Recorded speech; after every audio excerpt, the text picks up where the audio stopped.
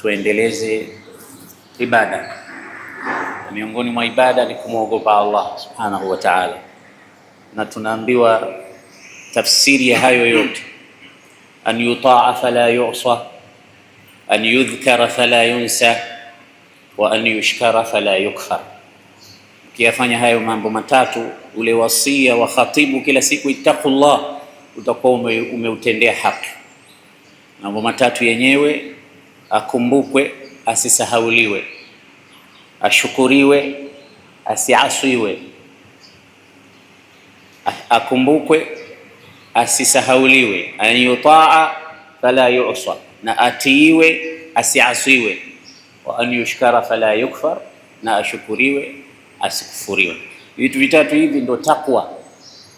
Kwa ajili hiyo basi, katika kuendeleza takwa, ibada kubwa ni kutoa hela na kutoa sadaka kwa ajili ya maendeleo ya umma, na tunawahimiza kwa sababu tuna mambo yetu ya msikiti ikiwepo, sisi wengine tuzidi kutoa michango kwa ajili ya msikiti. Mwenyezi Mungu awalipe kila la kheri.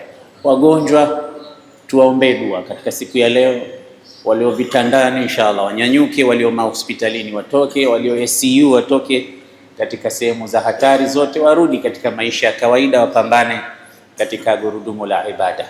Mwenyezi Mungu katika wakati huu, na huenda ukawa saatal ijaba, tunasoma Fatiha kwa ajili ya kuwapelekea wote wenye matatizo. Al-Fatiha.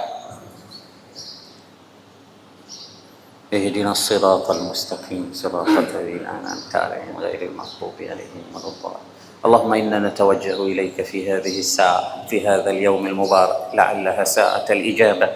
يسر علينا أمورنا، أمور الدنيا والآخرة، واقض جميع حاجاتنا. اللهم يسر علينا كل عسير، فتيسير العسير عليك يسير، وإنك على ما تشاء قدير. يا من لا يحتاج إلى البيان والتفسير، حاجاتنا إليك شيء كثير، أنت عالم بها وخبير، فاقضها لنا يا أرحم الراحمين. اللهم فرج هم المهمومين، ونفس كرب المكروبين، واقض دينا عن المدينين، واشف مرضانا ومرضى المسلمين، وارحم موتانا وموتاهم يا رب العالمين. اللهم ما قسمت لنا في هذه الساعة من الأرزاق والصحة والعافية وصلاح الأولاد وخلق، فاجعل لنا منه أوفر الحظ والنصيب يا أرحم الراحمين. فرج على المسلمين، وصلى اللهم وسلم وبارك على سيدنا محمد وعلى آله وصحبه أجمعين، والحمد لله رب العالمين.